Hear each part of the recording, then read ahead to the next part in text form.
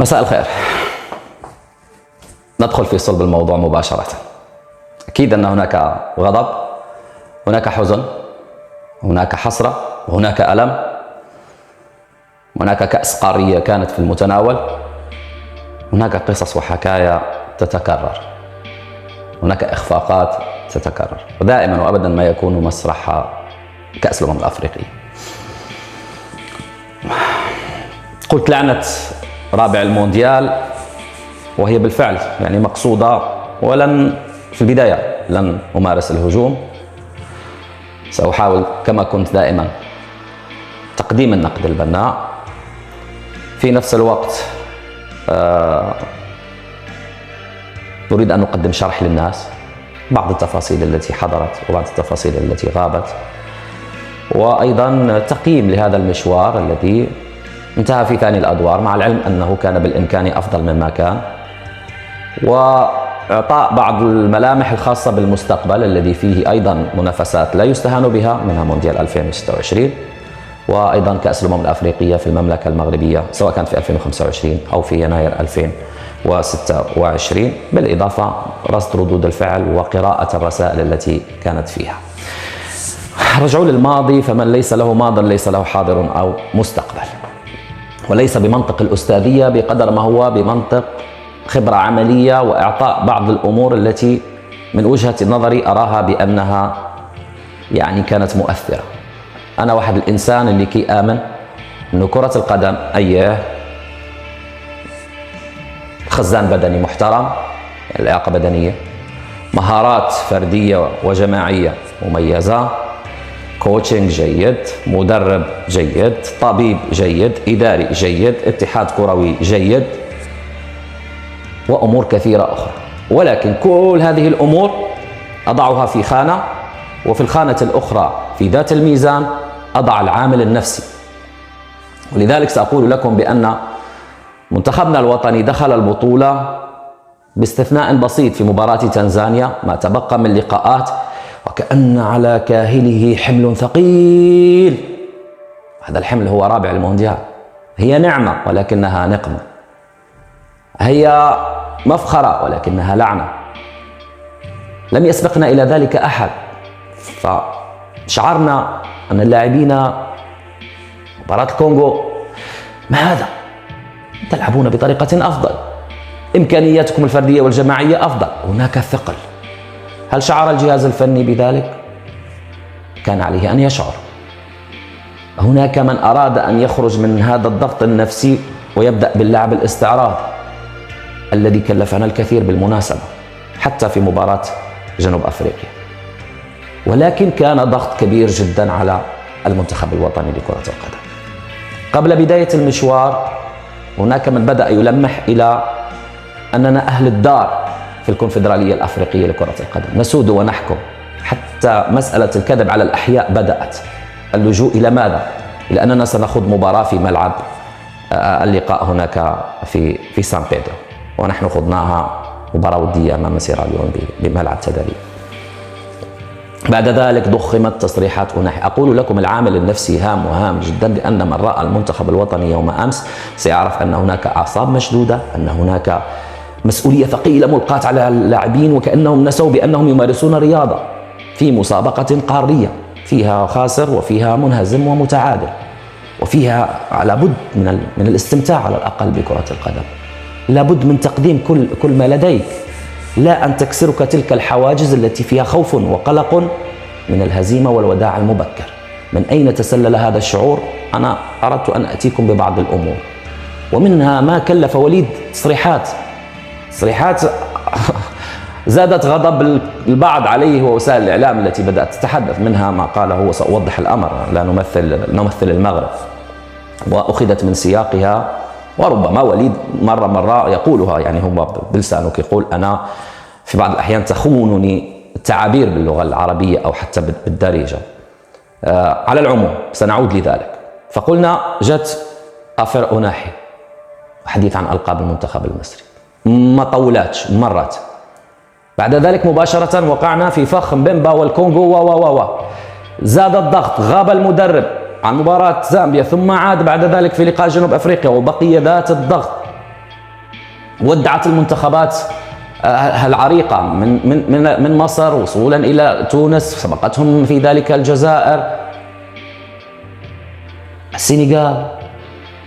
زاد الخوف والقلق، مع العلم أننا كنا نقول بأن المنتخب الوطني حين تتاح له فرصة 4-5 أيام ويتابع المباريات التي تلعب في كأس الأمم الأفريقية ويستفيد من أخطاء الخصوم ويرى تلك الروح المعنوية التي تبث وتجدد في نفوس منتخبات أخرى لم تكن مرشحة حتى. قارنوا جنوب أفريقيا بتونس، مع تونس بمباراتها مع تونس التي كانت مطالبة بالانتصار، فعادت جنوب أفريقيا أدراجها، لم تمارس اللعب كما لعبت معنا بالأمس، ولكنها لم تتجرأ على تونس، تجرأت علينا.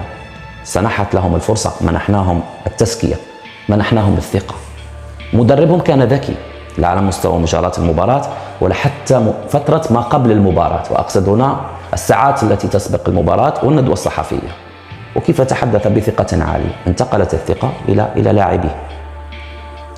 نحن على مستوى المنتخب الوطني، وصدقوني لا أريد أن أدخل الخيارات البشرية والتشكيلة التي دخل بها. أنا قلت في بداية كان 27 لاعب متواجدين، حتى الحراس البدلاء بإمكانهم أن يدخلوا ويقدموا أفضل ما لديهم.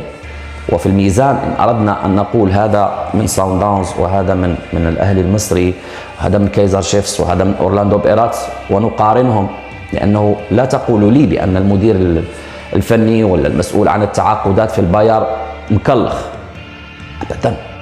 لو لم يجدوا في نصير مزراوي ما يؤهله لما كان في الباير. لكن هل في من لعب في منتخب جنوب أفريقيا من هو قادر على أن يلعب في بايرن ميونخ بإيقاع الباير المرتفع؟ هذا غير مثال.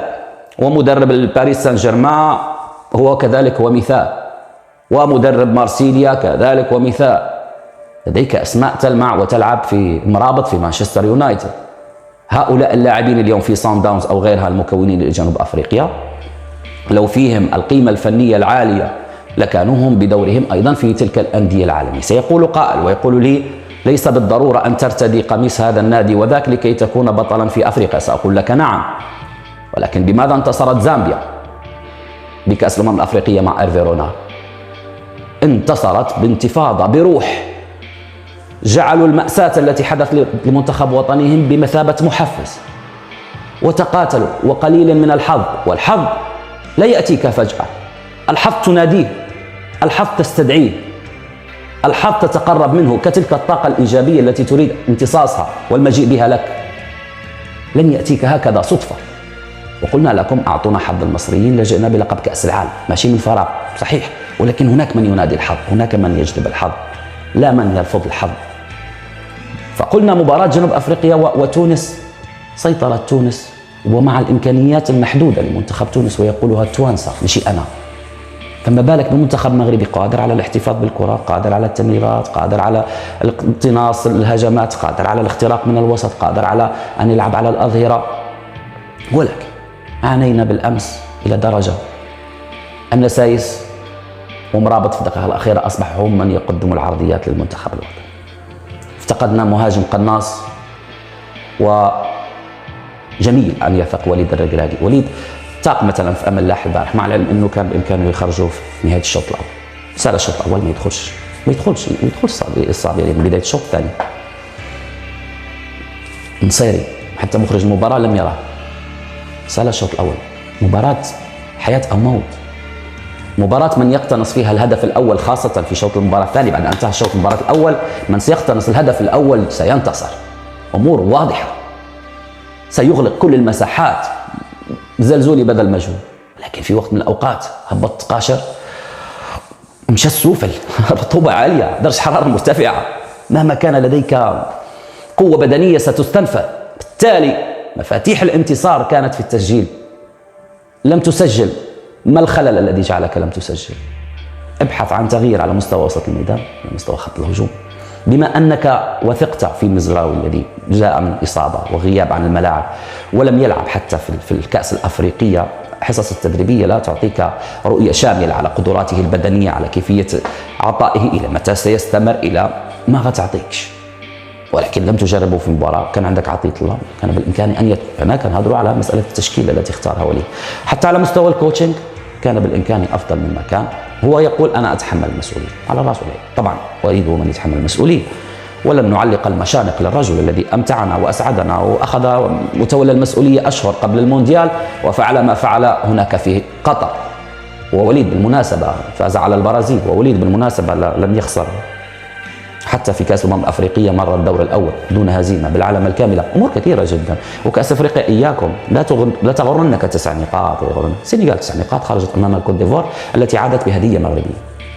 كأس أفريقيا كأس التفاصيل الدقيقة، كأس من يستطيع الخروج بأقل الأضرار، كأس من يستطيع استغلال أنصاف الفرص، لا أن تأتي الكرة لأناحي على مشارف منطقة الجزاء فإذا به بلاعب استعراضي. لو كان داخل الدماغ انه لا هالكادر ديالها اين ستسدد لسجل الهدف. المراوغات المبالغ بها لسجل الهدف. كانت تسرع وليست السرعه، وفرق كبير بين الاثنين. ان تتسرع ليست هي ان تلعب لعب سريع، كان تسرع كبير جدا، كان خوف على مستوى مناطق الدفاع، كان عدم احترام للتمركز الصح بالنسبه للاعبين. هذه امور فنيه قد يعود لها وليد الركراكي. اليوم الحديث في الشارع العام، ولكن ما جرى. حكيمي اعتذر، حكيمي تأثر بالأمس لأنه أضاع ضربة جزاء. لا عليك أشرف، إن كنت من نجوم البطولة وأنت من نجوم الكرة الوطنية منذ 2016 وقدمت الشيء الكثير للمنتخب الوطني. روبرتو باجيو أضاع ركلة جزاء، ليونيل ميسي في نهائي كوبا أمريكا مع تشيلي أضاع ضربة جزاء، كريستيانو رونالدو، جميع عظماء كرة القدم العالمية أضاعوا ضربات الجزاء. بالتالي لا عليك، هذا أمر يحدث، ولكن أنت جزء من منظومة عاشت تحت الضغط، من منظومة لم تستطع أن تخرج من الضغط، من منظومة حاول مدربها أن يقوم بما عليه وهو رجل تواصل بامتياز ليخرج اللاعبين من أنك رابع المونديال، من أن القطة ستستأسد إن لعبت معك، لأنها ستكون حديث العامة والخاصة والصحافة والإعلام، وأنها ستسجل في التاريخ أنها تعادلت أو انتصرت عليك. كل هذه الضغوطات تمنينا لو نسينا قطر وركزنا في سان بيدرو في الكوت ديفوار، لأن الطريق كانت ممهدة للنهائي وممهدة لنيل اللقب. لن أقول لأنها خرجت السنغال أو خرجت، لا، لأن مستوانا بعناصرنا البشرية كان يؤهلنا لما هو أفضل وبأبسط الإمكانات التي تقدم.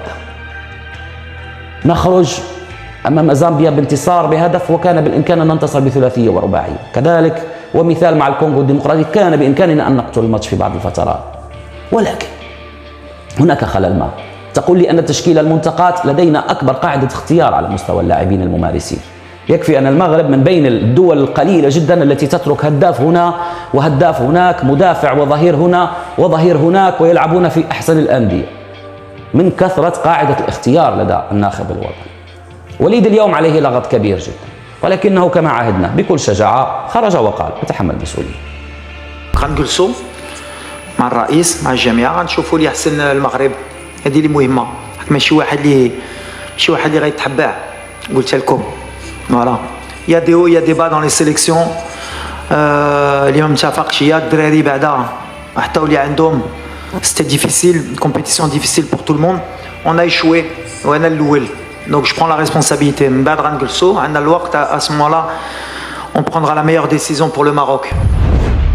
إذا القرار الأفضل بالنسبة للمملكة المغربية، هذا ما قاله وليد. ولكن ماذا قال وليد بخصوص التحليل التقني للمباراة؟ أمام منتخب جنوب أفريقيا 2-0 بينالتي غطي فوت اناليز في الماتش. السيناريو اللي الصراحه ما كناش واقعينه، سورتو البيت الاول جا في واحد التوقيت اللي كان صعيب علينا. الدراري تقاتلوا، كانوا باغيين يحطوا هاد الكاس الشاب ديالنا. غنهز لا ريسبونسابيلتي في لي شوا ديالي اليوم، لا ديفيت ديالي ما عندي ما نقول. اشرف بينالتي اي واحد يقدر يسدلو، ما غاديش نقلقوا على هادشي. من بعد جاونا بزاف فرص باش نرجعوا في الماتش، ملي ما كترجعش كتخليهم يقتلوا الماتش. ان شاء الله يتعلموا من هادشي الدراري. هكا حتى اللي عندهم سي غروس ديسيبسيون، جينا بلون احباط كبير جدا. ان شاء الله يتعلموا من اللي وقع الدراري، ولكن ما تنساوش جماهير الكره المغربيه، حتى وليد كيتعلم. وليد اليوم يخوض كأس الأفريقية الأولى في مساره مع المنتخب الوطني كمدرب أول. وسبق له أن أحبط أمام جنوب أفريقيا في كأس أفريقيا 2013 هناك في جنوب أفريقيا، حين كان مساعدا لرشيد الطوسي. يعني اللاعبين اليوم يتعلمون وكذلك وليد. هناك من تحدث عن عقد وليد مع المنتخب الوطني أو ما قاله بأنه إن لم يصل إلى نصف نهائي كأس الأمم الأفريقية سيستقيل. هل يوجد عاقل اليوم ونحن وصلنا إلى ما وصلنا إليه في المونديال ولا تقول لي بأن ذلك أمر سهل أو أمر هين؟ أبدا أبدا. ولذلك يمقتونك ويحسدونك ويريدون إقصاءك ويريدونك أن تعود بخفي حنين ويقولون لك بأنك ما حققته في قطر مجرد صدفة، مجرد لعبة حظ. أبدا أبدا. لسنا من كنا نقول بأن لدينا عناصر اليوم تلمع وتتلألأ في القارة الأوروبية حتى من ذهب إلى الديار الخليجية. لسنا من نعود في كلامنا وقد قلنا بأن هناك مظاهر لبناء صحيح وحقيقي، والدليل أنك اليوم لديك 4 لاعبين أو 3 من أكاديمية محمد السادس لكرة القدم وهم يلعبون في أندية كوستهام وإشبيليا وغيرها، ليس بالأمر الهين. إذن هناك عمل وهناك بناء. ألقاب تأتي وتروح، صحيح عقدة أفريقيا لا زالت مستمرة، لدينا لاعبين لا ينسجمون بشكل سريع مع الأجواء الأفريقية، لدينا إحباط من طريقة لعب لا تناسب المنتخبات الأفريقية خاصة التي تتمتع بعناصر داخلية يعني من بطولات محلية، لا زال لدينا هذا الإشكال نقر ونعترف به، والدليل أننا ودعنا أمام البنين وودعنا أمام المنتخب المصري المتمرس عبر عناصر الأهلي والزمالك مرتين يعني، وأيضا أمام قوة تقليدية بدأت تظهر كالكاب فير مثلا وأنغولا في 2013. وبالتالي قد تحتاج أفريقيا لدراسة، ولكن اليوم هو درس لوليد. ولا تنسوا أن المراحل المقبلة فيها ماذا؟ فيها كأس الأمم الأفريقية على أرض الوطن، وفيها المونديال وتصفياته المؤهلة له، والتي نحن مطالبون فيها بأن لا نذهب للمشاركة فقط ولكن من أجل تحقيق إنجاز ما ردنا قوله